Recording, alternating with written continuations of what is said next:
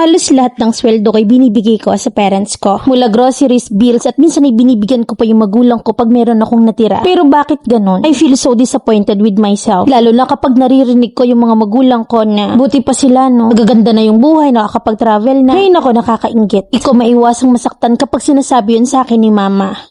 Nag-work ako sa isang BPO company at sumusweldo ng 42k a month. 25 na ako, walang asawa, walang anak, kahit nga boyfriend ay wala pa. At kasama ko pa rin sa bahay ang parents ko. Halos lahat ng sweldo ko sa kanila ko binibigay. Na ang role ko na lang sa buhay ay taga-withdraw ng sweldo ko. Ako rin sa grocery sa bahay, sa ilaw, sa tubig, kuryente. Na pati ang bahay sa pag-ibig na rent to own ay shoulder ko rin. Minsan ay nabibigyan ko pa yung parents ko kapag may natira, lalo na't panay OT ako. Pero bakit ganun? Lagi silang nakadagies, nakadaing na kahit wala namang dapat idaing. Komportable sila dito sa bahay, naka-aircon, may pagkain sa ref. Na minsan ay hindi ko maiwasang malungkot kasi feeling ko hindi ko nabibigyan ng magandang buhay ang pamilya ko. Hanggang mga basic needs lang at pang-araw-araw lang para mabuhay lang ang kaya kong ibigay sa sweldo ko. Kapag tumigil ako, matik ay gutom kami. Alam ko na hindi ko naman responsibilidad yon dahil after all ay anak pa rin naman ako dito sa bahay na to. Na ang pakiramdam ko'y disappointed pa rin sila sa akin. Lalo na kapag naririnig ko yung mga magulang ko na buti pa sa kabila. Maganda kasi yung buhay nila, nakakainggit. Na ang tinutukoy nga yung tita ko na kapatid niya na nasa abroad ang anak. Na panay daw travel, dagdag pa ni mama na kapag daw na board ng kaunti ay lilipad. Hindi ko maiwasan ng masaktan sa sinasabi nila na gano'n. Na feeling ko yung effort ko ay kulang na kulang yon sa kanila. Na kasi malaki rin yung expectation nila sa akin. Na siguro hindi ko pa na-meet pa sa ngayon yung mga ina-expect nilang yon. Same school kami ng pinsan ko at ang kagandahan ay nakapag-abroad siya. Masakit din kasi para sa akin na makarinig ng ganon kay mama. Nagpipray ako na sana dumating yung time na mapasaya ko naman yung mga magulang ko. Yung maibigay ko lang yung gusto nila sa buhay na makapag-travel. Hindi ako nagagalit sa kanila. Na parang naaawa lang ako sa kanila kasi wini-wish nila yung mga buhay na narating ng kapatid nila. Na sana sa mga parents dito, wag niyo naman kaming i-pressure. Sa mga breadwinner na anak nyo, yung iparamdam sa kanila na parang nagkulang sila sa inyo. Dahil alam ko na tulad ko ay gusto rin nilang ibigay yung best para sa inyo. Kunting intay lang po, darating din tayo dyan. Mamilan sana makaintindi yung mga parents na nasa kalagayan ko ngayon. Sakit kasi sa amin na naibibigay namin lahat. Pero dahil sa mga bagay na nasasabi nila na hindi nila alam na nakakasakit sila. Or siguro mamilan, sensitive lang ako.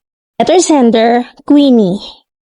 O gusto pa lang yumaman bakit hindi sila nagpursige nun? Na bakit kailangan ikaw yung tutupad sa pangarap nila? Na dapat sana maging thankful sila kasi binuhos mong lahat sa kanila yung kita mo eh. First and foremost, ang may kasalanan dito ay yung magulang mo kung bakit ganyan yung buhay nyo. Sabi nga nila na hindi natin kasalanan kung ipinanganak tayong mahirap. Pero kasalanan natin kung mamamatay tayong mahirap. Yung iba pa na mentality ng Pinoy na aanak ako ng marami para sila yung mag-ahon sa akin sa kahirapan. Hindi retirement plan ang anak. Sana bago ka bumuo ng pamilya, isipin mo muna kung anong magiging buhay ng anak mo at mga apo mo. Kagigil yung parents mo, ibang klase titihayan na nga lang sa bahay hindi pa makontento. Mabuti kang anak. You are good enough at kung hindi nila ma-appreciate yan, then let them be. Kumbaga pasok sa isang tenga, labas sa kabila. Be happy that you are serving them well in a way na kaya mo. Huwag kang magpaka-stress dyan sa mama mo. 25 ka na, so isipin mo rin yung future mo. Alam mo masarap mamuhay ng marangya pero hindi kasi yun yung basihan para maging masaya ka Mas maganda pa rin na maging grateful tayo sa maliit na bagay. Yun pa lang na araw-araw kang ginigising ni Lord, blessing na yun. Doon pa lang sa nakakasama mo sila araw-araw, may pagkain sa lamesa. May bubong yung ulunan nyo at naka-aircon pa kayo. Tagumpay ka na doon. At saka magkakaiba yung timeline ng bawat tao, kaya easy ka lang. Huwag mong gayahin ang pattern ng iba. Kasi kahit na ma-meet mo yun, hindi ka magiging masaya. Kung ako sa'yo, magbukod ka, mag-rent ka ng solo para makapag-isip ka ng sarili mong diskarte. Kasi sa tunay nakakadrain ng isip kapag may kasama kang ganyan. Walang pagbabago hanggat hindi ka umaalis sa comfort zone mo. At kung di titigil sa kinagaganyan ng mama mo, sabihin mo sa kanya, doon siya tumira.